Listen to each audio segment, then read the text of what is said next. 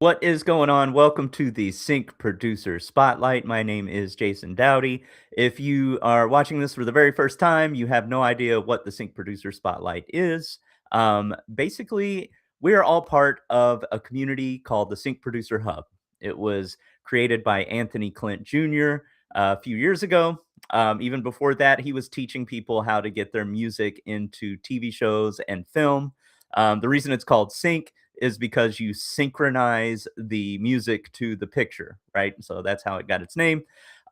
So every couple of weeks, we like to take somebody from the community and we put them in the spotlight, find out, when they joined the hub, when they got into music, what their journey's been like so far, if they've had any success, and then they can share their musical tips and things like that. Today we have Rich Rosen, who is probably one of the most consistent members that we have in the group, a longtime member. Every time I've been in the live, I think Rich has probably been in there as well, submitting music, consistently making music. Um, and I once had a music teacher tell me that, you know what, you don't choose music, music chooses you. And I have a feeling that music chose Rich. So he's coming in all the way from New Jersey. I have a New York hat. I don't have a New Jersey hat, but I did wear my New York hat because at least it's in close proximity. But let's go ahead and bring him on. What is going on, Hello. Rich? Hey, Hey, hey. your New York. I'm just noticing your New York hat is backwards, so I don't know. Oh yeah, It looks like some kind of Klingon baseball team, but that's okay. How you yeah. doing? I am doing good. In real life, it's not backwards, but on when the camera flips you, yeah, that's I what know, I know, you know, of course. All right, cool. Well, welcome. Thank you so much for hopping in. Thanks for having me here. And we have produced by Janie HB. Hey, what's going on? Welcome to the show. Thanks for having Um, me. so let's start from the beginning. Let us know when you got into music. Like, what started you down your whole musical journey? Oh God. Well, um, I grew up in Forest Hills in Queens. And you may be familiar with the neighborhood. It's a neighborhood in Queens, New York. Has a reputation as a music hub of its own. Simon and Garfunkel came out of there. Burt Bacharach, not to mention the Ramones. So it's got a pedigree of a music history. Um, Around age 8, we kind of inherited a piano in our house, and I took piano lessons from about age 8 to 12, so about 5 years total. I had a theory who really hammered um, ideas of music theory, scales, keys, chords. So not inadvertently, but because of that, I learned music theory things very early. So I didn't necessarily know the names. I didn't necessarily understand 1, 4, 5, but I did notice, like, oh, it's C, F, and G are the chords for this key, for C major. Okay, so I learned quite a bit from her. Um I wouldn't say she was strict, but she was like on the nose about things. She made me work almost exclusively classical music, and I learned pretty quickly that I had a good ear, and could pick out things. And I started picking out, themes from TV shows and movies. I think one of the earliest ones was the Bond film "You Only Live Twice." I'm giving away a little about my age, but I'm not giving you a number, so don't do that. Um, and after I stopped lessons, I didn't stop because I didn't like it. I was like, going into my teen years and whatnot. There wasn't enough time in the week um, to focus on practicing, specifically for the music she was teaching me. So I went out on my own, picked out a lot of songs. I got involved in high school in productions, stage productions that were put on by the class. I became, what was the title they get? Musical coordinator, which basically meant I wrote arrangements for the band. I went to was it Manny's or Sam Ash, one of those music stores in the city, and I found a book, how to arrange, and I learned from the book how to write for trumpet and how to write uh, for other wind instruments, and I learned, like, oh, when you write for trumpet, you got to change the key. Trumpet is in a different key. So learned Mhm. a lot of things like that, and met some very cool people. I met, in particular, a drummer and some horn players who I became friends with. By the time senior year came around, um, we formed a band. I mean, they were already in some bands that they were playing out with that I wasn't a part of. But eventually, I said, let's do a band. So because we were a horn based band, um, Blood, Sweat, and Tears, Tower of Power, and specifically Chicago, we took our name from another city. So we call ourselves Pittsburgh for no, for no particular reason, but it stuck. People knew about Pittsburgh. Um, I was not a performer in in a in a in a live outside band, so I had to buy an electric piano, a dinky little thing called an Insta piano, and an amp. Um, and we played out. We played at a school carnival. We played at some other things, some other events, school dances, and you know other things. So it was good. It was good experience, and most of the people that I played with, I'm still friends with, but haven't really played live with them in a long time, um, except in private. When we just sometimes get together in someone's basement and jam. We did that a few weeks ago, um, which was cool. So, time I hit college, I was really kind of unfocused. My first year was a mess. I won't go into that, but I studied communications, mass media, whatever you want to call it. And at the same time, I said, I want to take music theory classes. And everyone thought, well, wait, you're not a music major. Why do you, that's the music majors were telling me, wait, why do you want to take theory? No one wants to take theory. Ooh. But I did. And I learned a lot. Um, I squirmed my way into, there was an electronic music studio in the basement of the music department, and I literally got permission from the professor that ran that and took lessons from that, learned to program a Moog synthesizer, Buchla synthesizer, which some of you may have heard of. It's kind of a rare thing. Got the opportunity out of this to go to a workshop at Stanford University, um, with the department, the guy, John Chowning, who created FM synthesis, which is the basis for the DX7 that everybody says changed. Um, Mhm. Oh, I remember the DX7. Yes, Yeah, sir. yeah. Well, all those Yamaha sounds Mhm. came out of, for a long time, came out of FM, frequency modulation. So it was very cool. I learned a lot, um, but eventually I was like, I'm not being a music major, and I'm not sure I want to be a communications major. I worked with my dad for a number of years. He was a audiovisual technician. So he brought me in and I worked with him. So I learned, tape recording, tape editing, all those primitive things that we don't do anymore, mostly. So, Yeah, that reminds me, we just had a post in the Sync Producer Hub. It's like, I'm so old that. yes. And Oh, I could have hit more stuff, I basically posted two old terminals that I worked with in my computer jobs. yeah. But I could have posted a picture of the little block that you put a piece of tape in and you cut it, and that's how you spliced and edited tape. Yeah. I'm sure people today are going, tape? What's that? Tim Bird was talking about that. He said the reels were so big you could use them to lift weights. That's true. The big ones, if you were doing 8 or 16 and 24 track recording, Yeah, Mhm. those were huge, and the machines were huge. But everything's gotten smaller. So um, eventually, because I had a computer science major, I kind of landed in that and did pretty well in it. And I got a job at Bell Labs in New Jersey.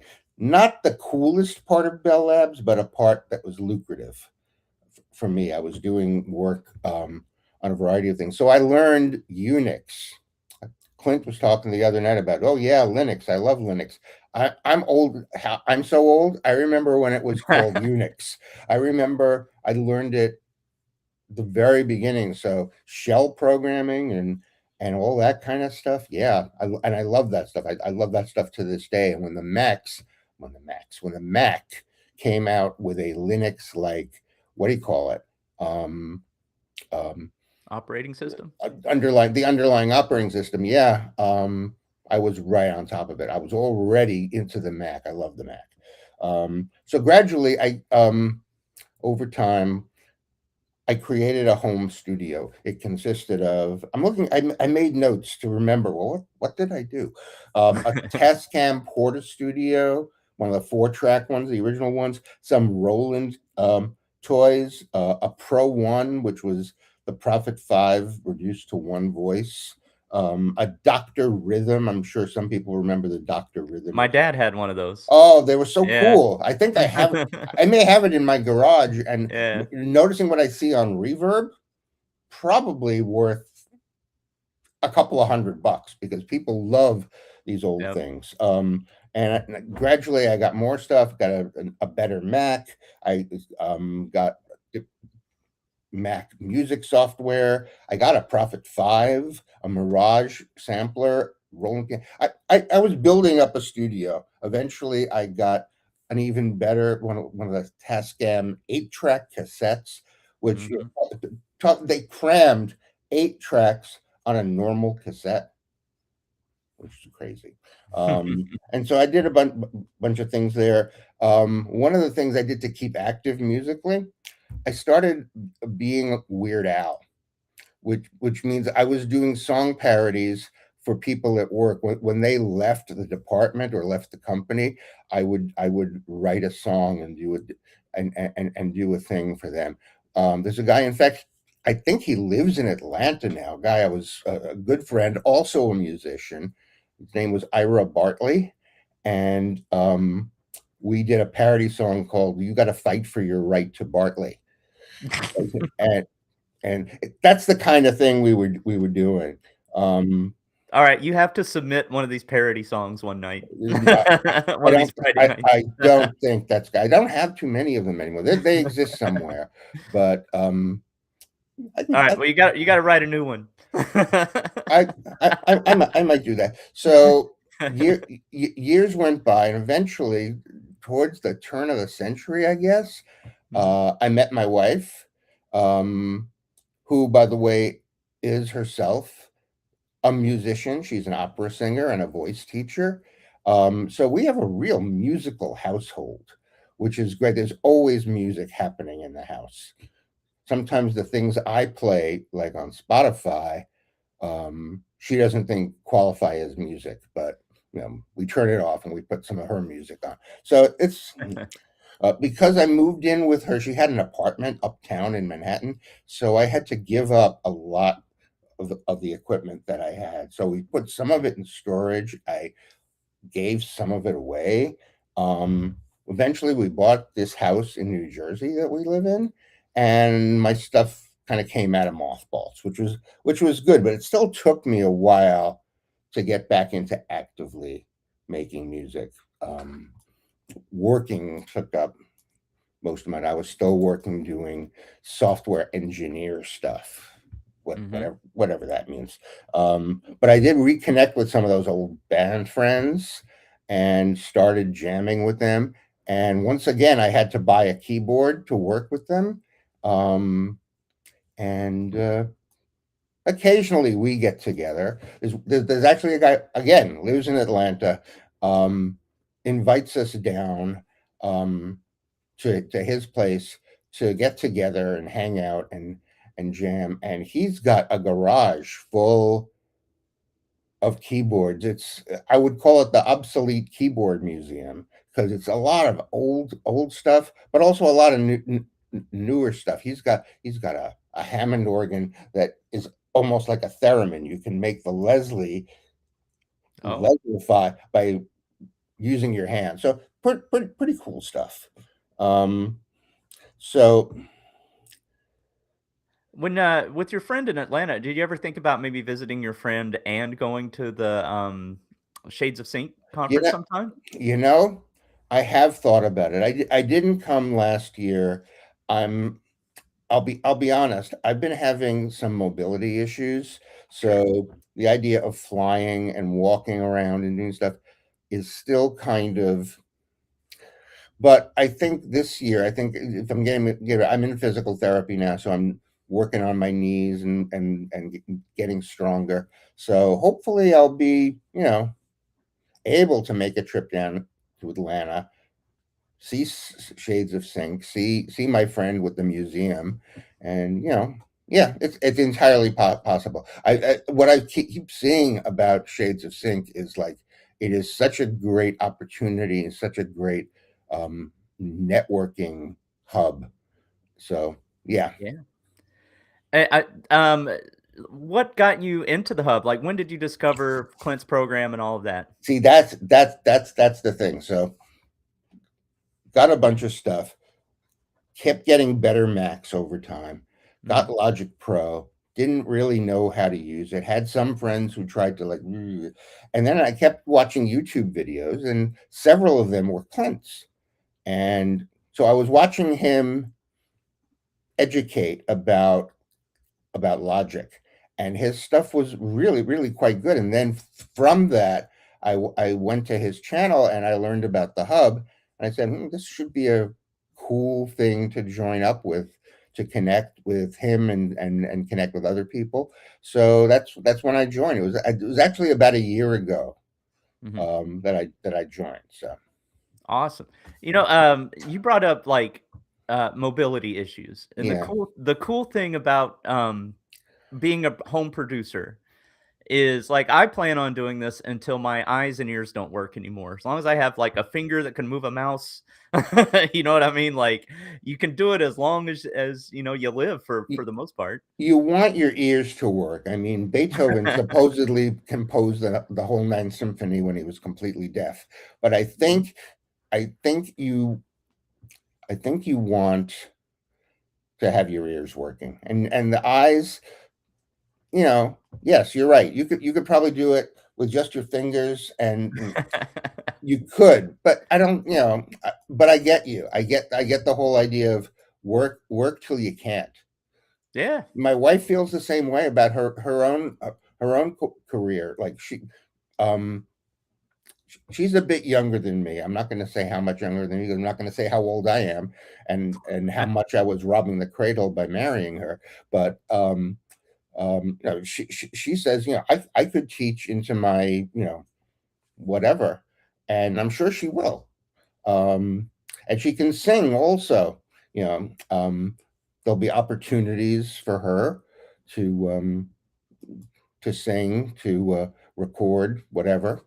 We talk about collabing together on stuff, but it never works out. There's sometimes a real collision, like because she's an opera singer, it's hard to get her to fit into a pop music context.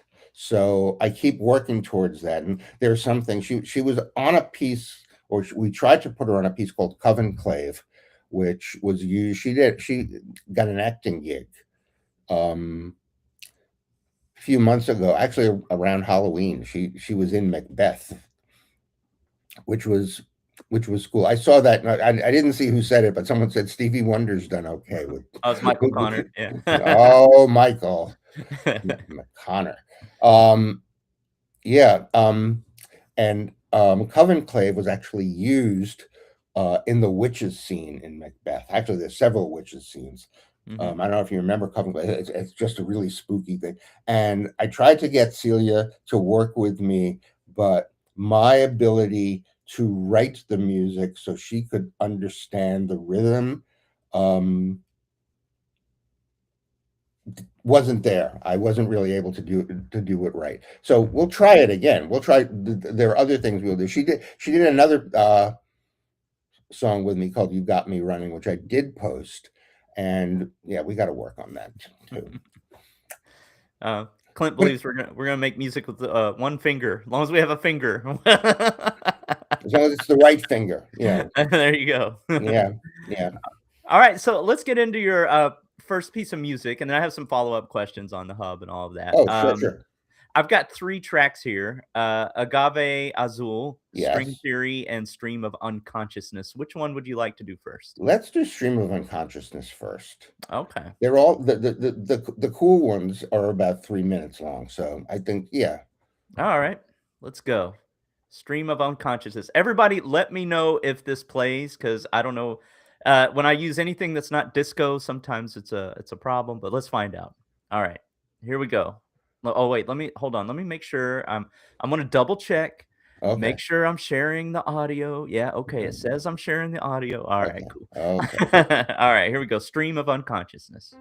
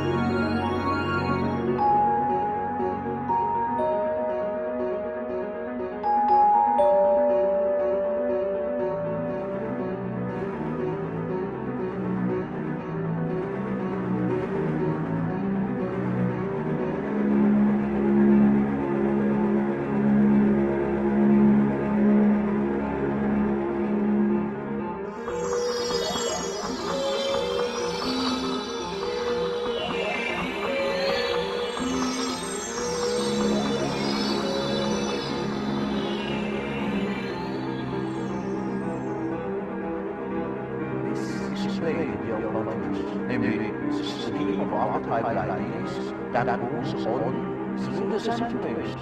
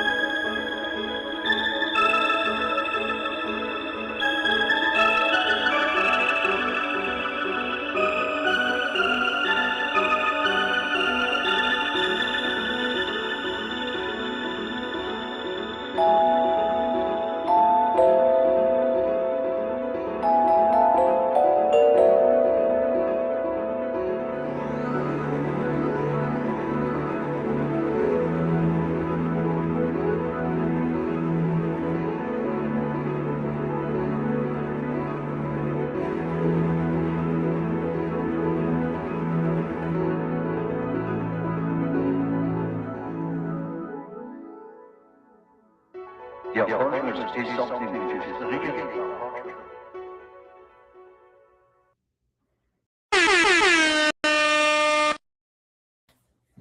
That was a journey. Yeah. What do you want to tell us about that track? Oh, I'll tell you a lot of things, but Okay. I'll keep it brief.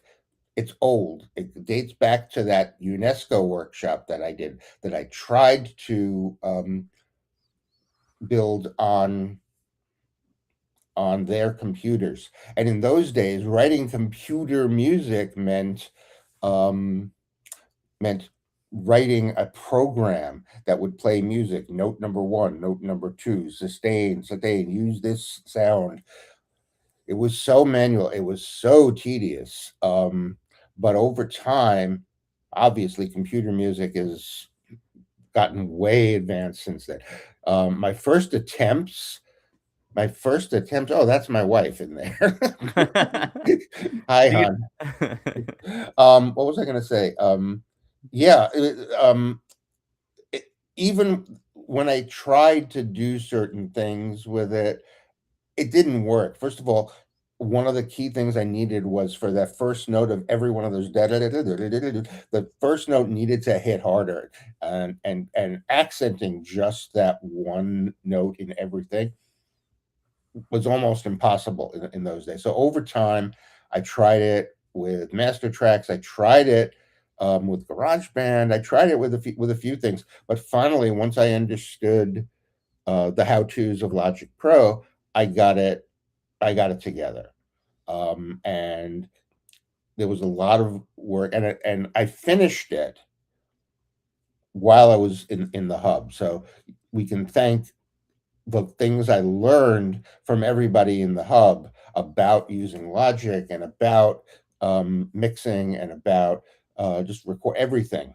Um, uh, so it has a long, old pedigree, Yeah. a long history, but it really didn't get realized until a few months ago. In fact, um, I remixed it even just the other day to get it right. And I'll mention one other thing. The voices in there. This is a if you're familiar with Carl Jung, the psychologist, and his ideas about the collective unconscious, that was kind of an inspiration, stream of unconsciousness, and Mhm. his ideas of the collective unconscious. So that's his voice. I actually found snippets of him talking, and he's saying, I think I edited the first one and saying, the stream of the unconscious mind archived through the centuries. And at the end, he says that the unconscious is really something that's unconscious. And I thought these were good quotes to put in there. I'm not sure if that's a problem. Like if I have to worry about that, get permission from the Young Society.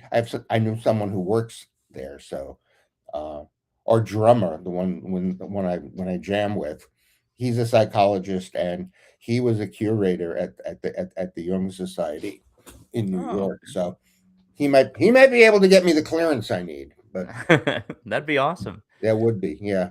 Or I could just take those things out. I mean, I think they add something to it, but are they critical to the piece? And thanks to everybody for all the compliments about the piece. It's something I'm definitely very proud of. I've been working to get that sound over the years. Mhm. Yes, it's old, but it's new.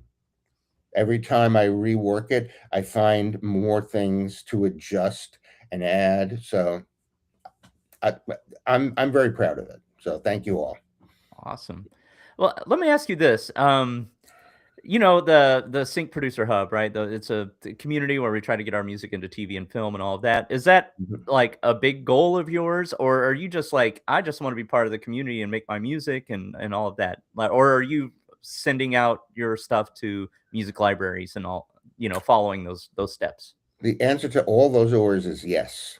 Okay. I'm in the hub because I definitely want to submit music that will be well received by libraries and eventually music supervisors, and will make its way into film, TV, ads, etc. am I honing myself for that goal wholeheartedly? I'm going to say no. I'm going to say um, I'm making music that I like to make. Obviously, this is a piece I've been working on long before I knew what synth music was.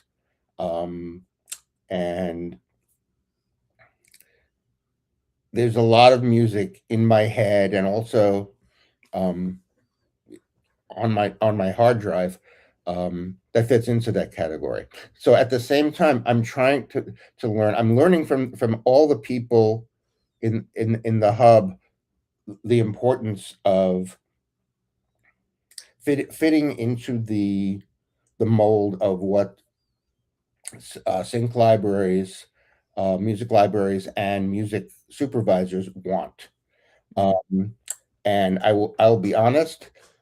When I first joined, I heard a lot of people, and there were a lot of um, orchestral hip hop and sports cues and um, and for a while I was like, am I in the right place? Because that's really not my jam.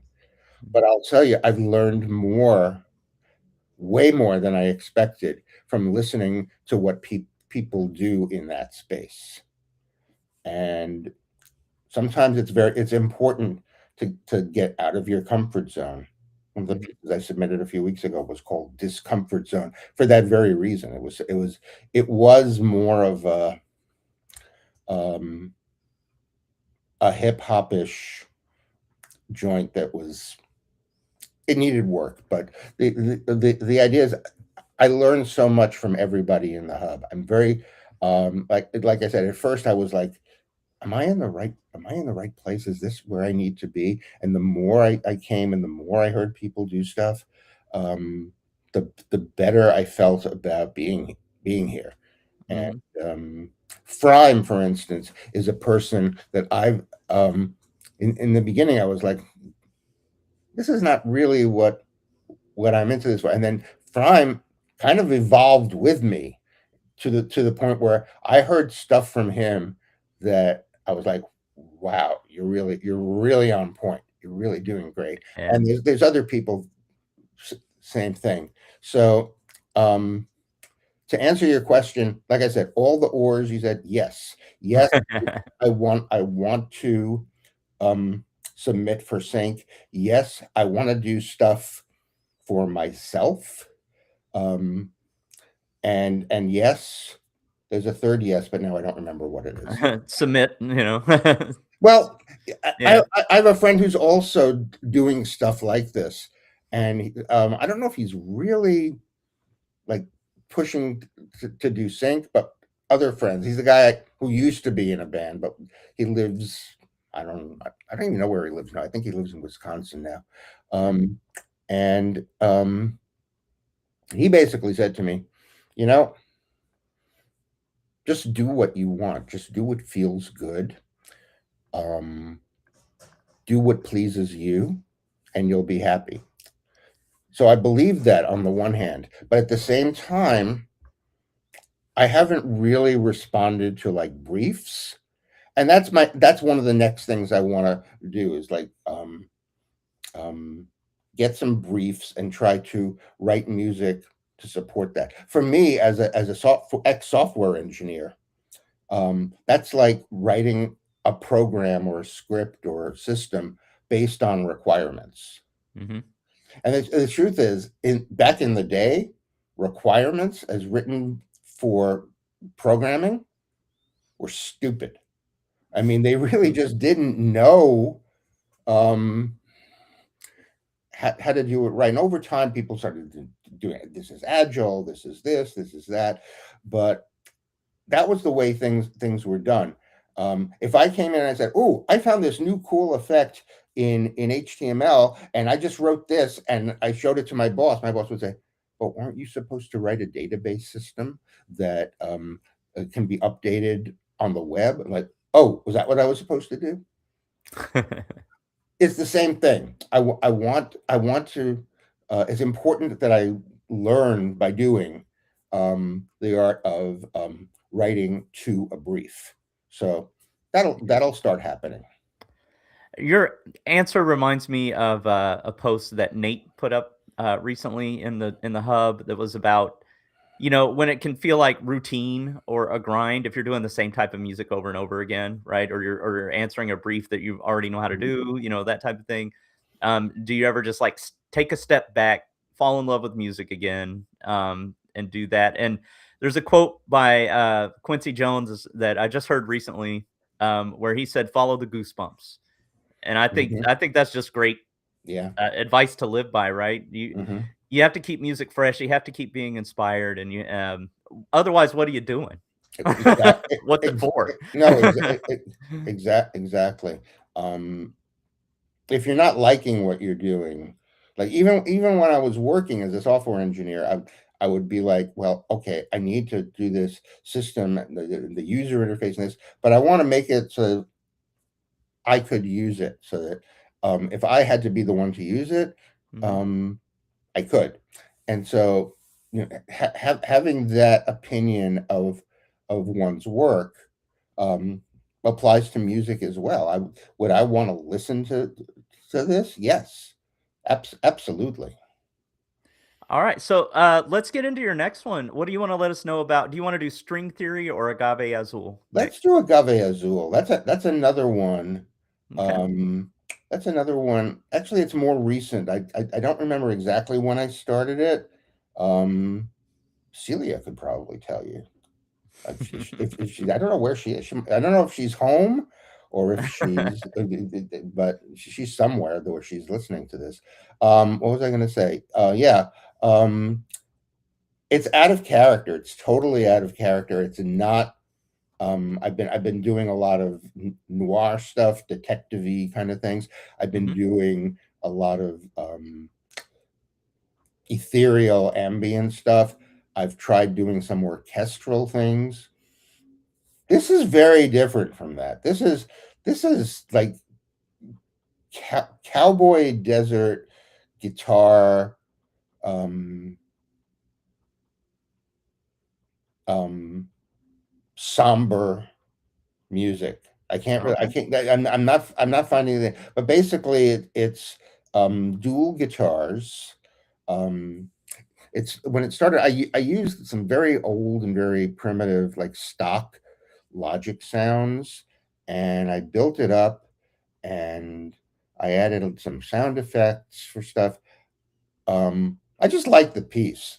It's the kind of piece that I like composing. Um, it goes somewhere, then it goes somewhere else, and it's kind of cool. I once described it as, how did I describe it? If Ennio Morricone and Antonio Carlos Jobim were dying in the desert after a gunfight. Okay. Yeah. So and people say, yeah, it's kind of what it is. So Alright, let's get right into it. okay. Agave azul. Here we go.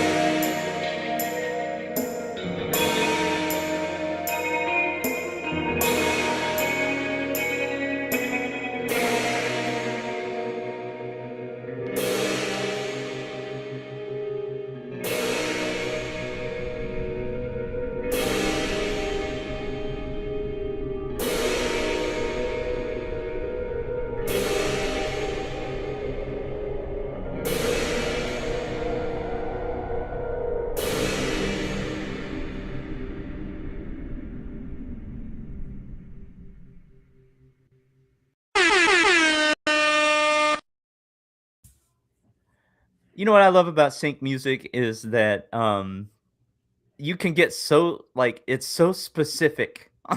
Like, Mhm. that is definitely what you said, like a desert scene, 2 cowboys, somber, like, all of the things that you said was like, it's just amazing how the music itself can tell a story and set a scene.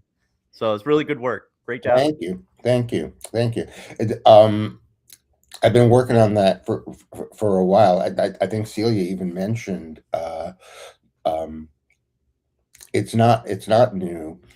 She heard it when I first tried it out, and it was, the sound was not necessarily perfect, um, but over time, um, I picked the right sounds for the guitar. I've got the right balance. I got, you know, but it took work. Yeah. It took work to get it exactly where I wanted, and I think it's there now.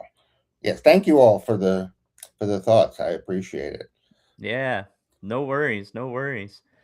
Mhm. So have you, since you've been in the hub, like, what's your next plans? Like, have you submitted to some music libraries? Have you, tried it out, or what are your I'm thoughts? I'm laughing because plans. Mhm. What's the joke? You want to make God laugh? Tell him your plans. Um, I'm gonna say that, to be honest, I haven't submitted anything yet. Partially, it's because I'm trying to get all the ducks in a row in the technology, not the actual recording technology, but the submission. Thank you, Michael. The submission chain, the um,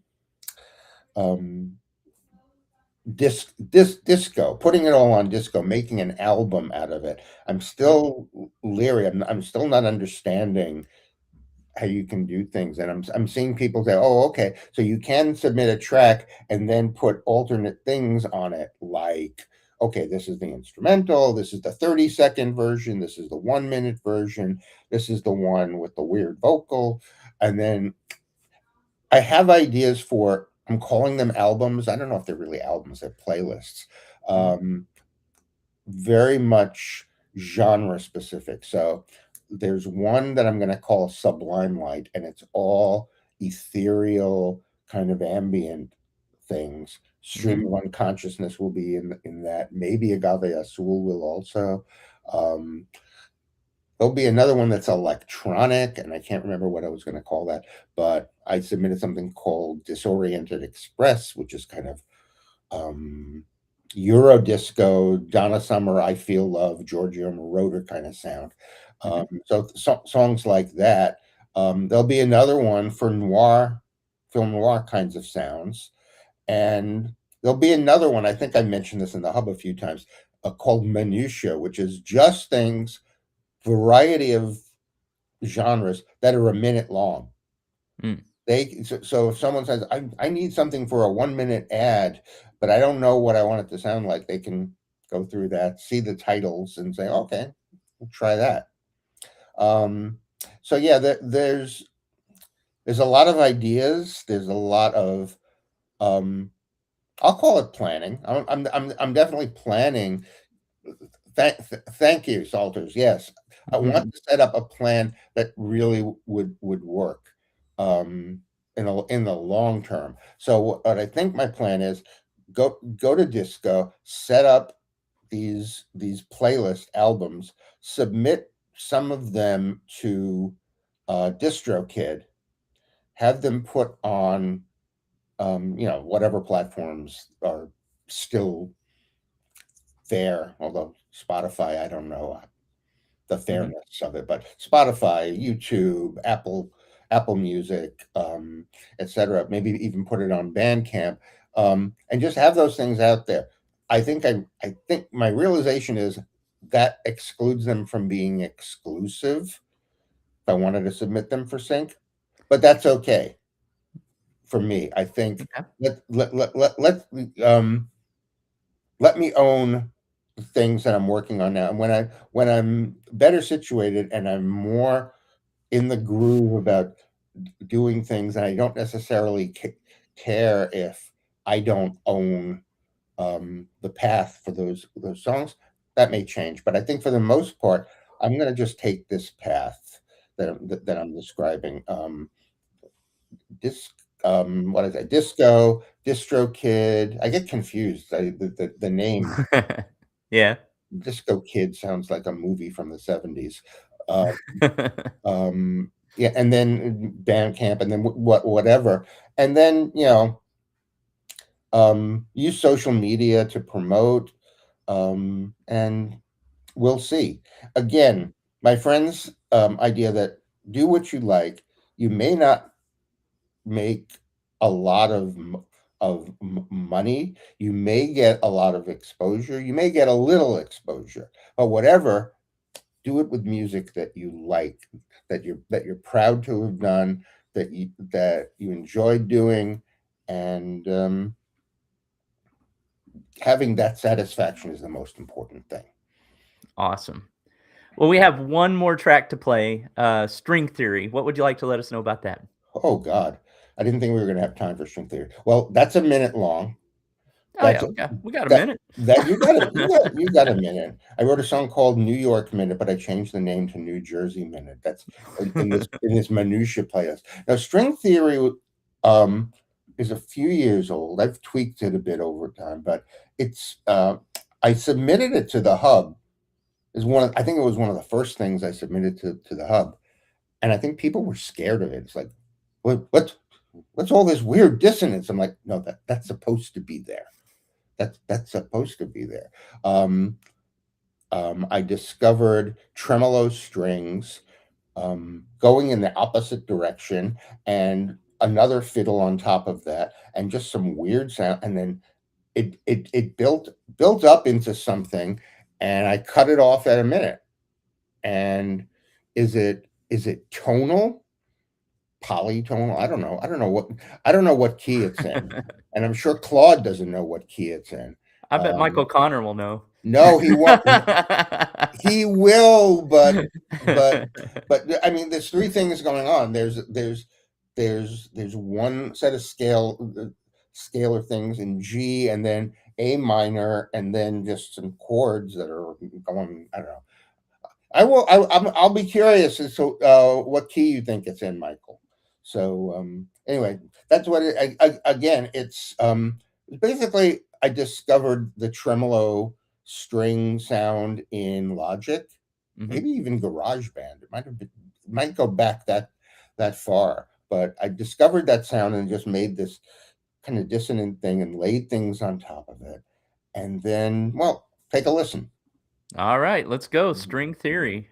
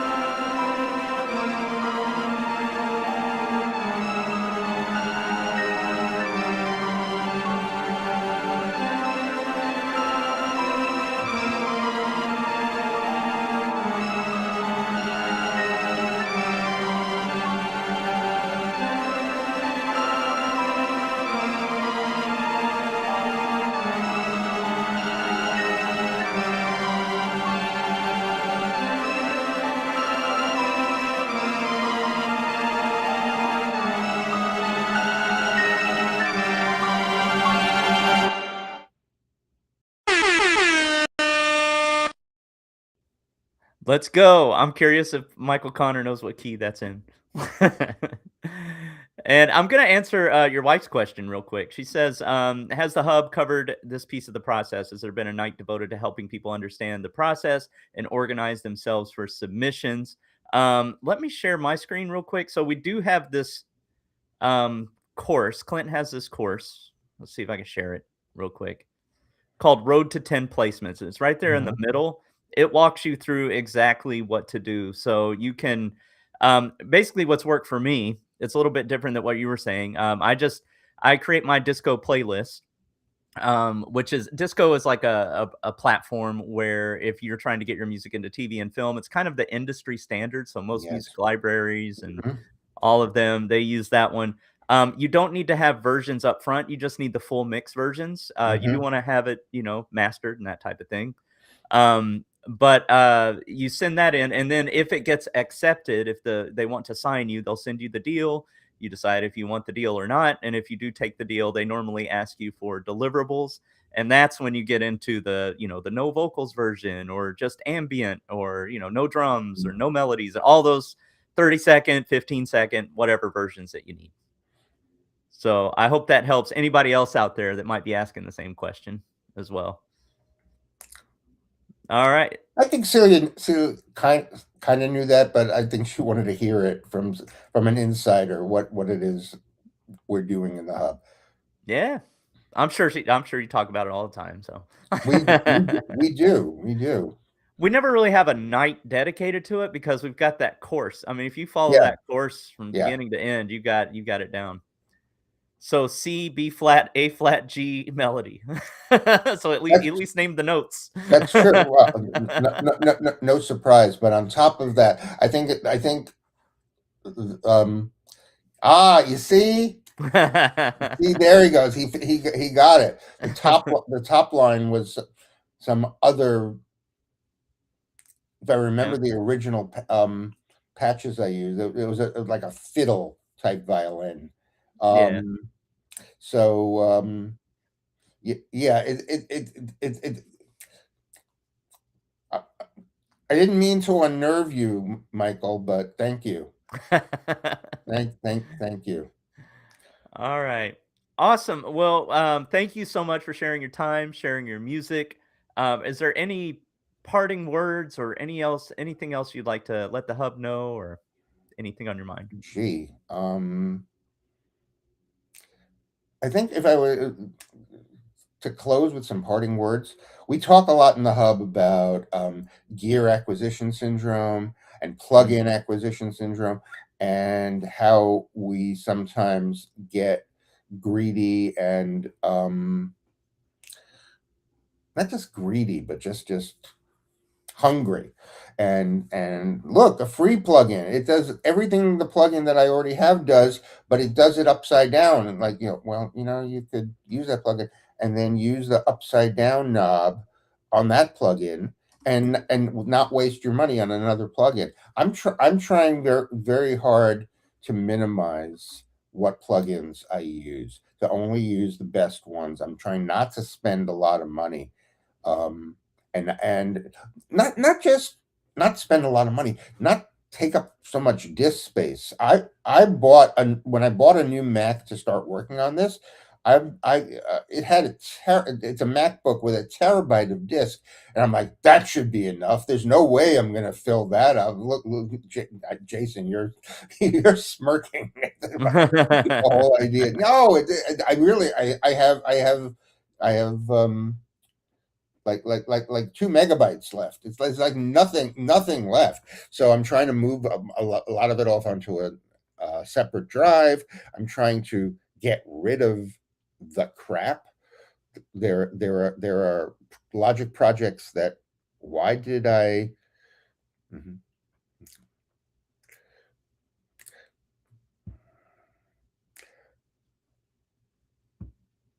I'm trying to read Michael's comment, because Oh. yeah, he always has something interesting to say. Um, Oh, sorry. Here, I'll bring it back up. yeah, bring it back, because Yeah, there you I go. I thought he was saying John Williams, and I'm like, Oh, right. I'm gonna be honest. I love soundtrack music. I have really like leaned into it, Mhm. but John Williams he's a lot of people's favorite. He's not one of my favorites. Um, there's a lot of talk about, oh well, he stole that from Stravinsky and he stole that from Holst, and I'm like, yeah, but the what's the maxim? Genie. I think Picasso said, "Mediocrity borrows, genius steals." Mhm. And it turns out Picasso stole that from Stravinsky. So it only goes to show you. I think May have gotten that backwards, but it doesn't matter. Um, the soundtrack people I really like, um, Bernard I'm gonna try to pronounce his name like it's supposed to be, Bernard Herrmann. He's the guy behind all the great Hitchcock movies, not just Psycho, but Vertigo. Um, he also did the theme from Taxi Driver. He also did the theme from Day the Earth Stood Still, which used a theremin for the first times in movies. Love him. I love oh, Thomas Newman, part of the new. Yeah, you're right, Michael. He's in the Newman clan, which is a famous Alfred Newman, not Alfred E. Newman, but Alfred Newman, and Randy Newman is in that family. But Thomas Newman did Shawshank. He did. He did a movie called Road to Perdition, which is just beautiful. I just love the way he does stuff. But there's other people I'm getting into also in soundtracks. Max Richter did a lot of the Black Mirror stuff. Terrence Blanchard is like who did he was like a disciple of I'm losing his name. I can't think of his name. The two brothers, a trumpet player and a sax player, and I can't think of his name. I lose names so readily. But Blanchard is great. He did the soundtrack for a movie called Inside Man, which is just golden. Philip Glass, Vangelis. So I'm really I have a sound that I'm looking for. In certain modes, and in the soundtrack mode, I'm really I agree. I'm liking some of the best people, and the important thing is don't copy them. Don't be too much like them. Just be inspired by what they do and do it your own way. So I noticed someone yesterday said that they're in a scoring for film class. I keep looking at those and not getting into them, but I think I will. Yeah. I definitely want to go there. I have gone so far afield from your original question that I don't even It's remember all what it good. was. I don't even remember what it was. It's okay. It was just parting words. Yeah. So thank you for your time. We appreciate you in the hub, obviously. Well, I thank you. Yeah, no worries. I'm just gonna Yeah. let anybody know who's watching this. If you're interested in getting your music into TV and film, the hub is the place to be. We have a community of people that are killing it in sync. We're getting our music placed in, all of these different TV shows, and movies and everything. So if you're interested in that, there is a link in the description. So check it out. Um, Thank you so much for your time, Rich. I will see you around the hub, and I'll Yes, you see you will. in the next live. Thank you. Well, thank you, Jason, for having me here. This has been a pleasure, and thanks to all the people who watched and commented and liked my music. It's good to